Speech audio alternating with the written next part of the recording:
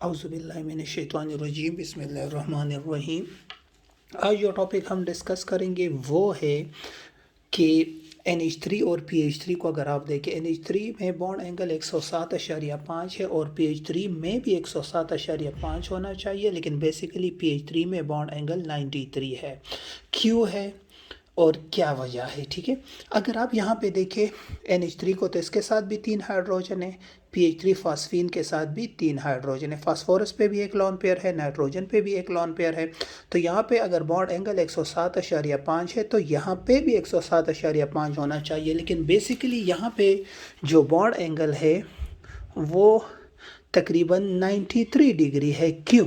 Reason क्या है इसका? तो इसी रीज़न के लिए ड्रैगो रूल्स आया। ड्रैगो रूल ये कहता है, ड्रैगो रूल्स जो है कि अगर सेंट्रल एटम, ये जो सेंट्रल एटम है, ये देखिए, ये थर्ड पीरियड है, ये फोर्थ है, ये फिफ्थ पीरियड है, ये थर्ड ग्रुप है, फोर्थ, 5 और 6 ग्रुप।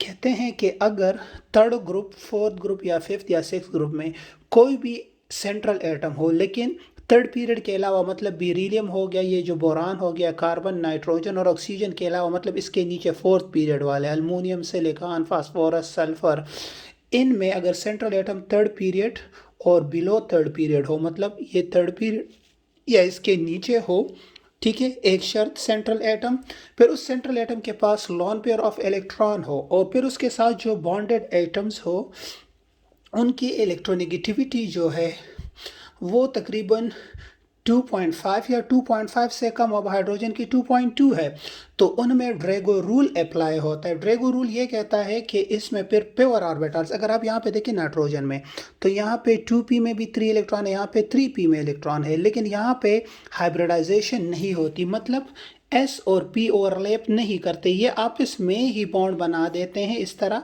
अगर आप देखें यहाँ पे, सो एक्स एक्सिस, वाई और जी और सारे बॉन्ड एंगल्स 90 अप्रॉक्सीमेटली 90 डिग्री के बराबर होते हैं। यहाँ पे होता यह है कि ये आपस में मिल के sp3 हाइब्रिडाइजेशन करते हैं। क्या करते हैं? sp3 हाइब्रिडाइजेशन, जिससे बॉन्ड एंगल 107.5 डिग्री हो जाता है, क्योंकि एक लॉन पेयर है और 3 सिग्मा बॉन्ड है। यहाँ पे जो लॉन पेयर वाला है 2s वाला, ये 3s2 वाला जो इलेक्ट्रॉन है ये ओवरलैपिंग नहीं करता, क्योंकि एक तो इनके साइज बड़े होते हैं, क्योंकि आप ये न्यूक्लियस से दूर है, सो ये आप इसमें ओवरलैपिंग आसानी से करते नहीं है S और P, जिसकी वजह से यहाँ पे हाइब्रिडाइजेशन नहीं होती। सो इनको ड्रैगो रूल कहते हैं। ड्रैगो रूल ये कहता है कि थर्ड पीरियड एलिमेंट्स या थर्ड पीरियड के नीचे जो पीरियड है उनमें अगर सेंट्रल एटम्स किसी ऐसे एटम के साथ बॉन्डेड हो जिसकी इलेक्ट्रोनेगेटिविटी 2.5 से कम हो या 2.5 हो, तो उनमें हाइब्रिडाइजेशन नहीं होगी, वहाँ पे प्योर ऑर्बिटल ओवरलैप करेंगे।